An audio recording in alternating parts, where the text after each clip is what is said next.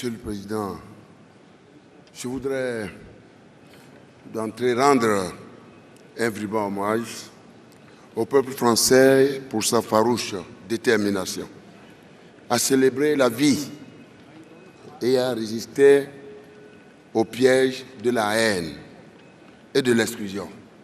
Nos condoléances à tout le peuple français pour ces derniers actes de terrorisme qui ont secoué ce pays qui partage les valeurs du monde libre.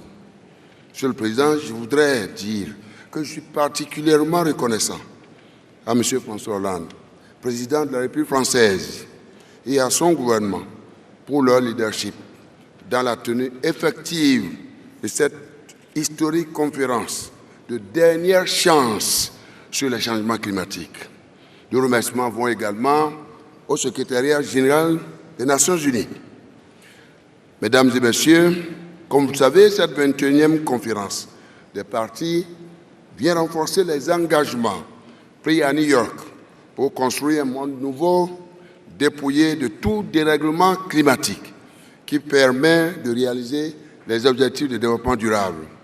Nous sommes donc ici, Monsieur le Président, avec une détermination commune pour faire de la COP21 une réussite qui nous permettra d'éliminer définitivement la pauvreté, d'apporter la lumière pure pour tous et l'énergie propre pour renforcer la capacité de production des pays en développement en vue d'une croissance véritablement verte. Notre premier souci, Monsieur le Président, est de transformer le changement climatique en opportunité de développement. Et il est impératif que la COP21 donne les moyens de nous adapter à la situation, Monsieur le Président.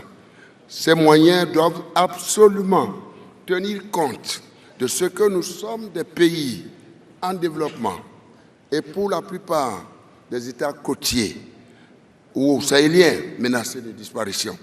La COP21 doit donc donner lieu à un accord global, ambitieux et contraignant permettant de respecter largement l'engagement de maintenir le réchauffement climatique en dessous du seuil critique de 2 degrés Celsius. Il est également impérieux que l'accord sur le climat réponde aux difficultés rencontrées par l'Afrique en matière d'adaptation, de financement, de transfert de technologies, de savoir et de renforcement des capacités. L'équité doit se fonder sur la répartition des moyens d'adaptation.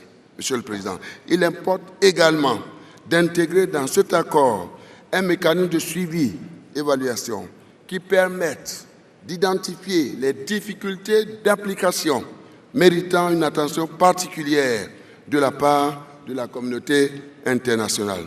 Mesdames et messieurs, comme vous le savez, pauvreté et les changements climatiques sont véritablement liés. L'heure est grave. Nous devons agir. Agissons, oui, à une gouvernance concertée de notre planète.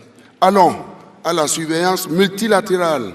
Allons à une autorité mondiale de coordination et de régulation des objectifs contre les dérèglements climatiques. Monsieur le Président, je vous remercie de votre bienveillante attention.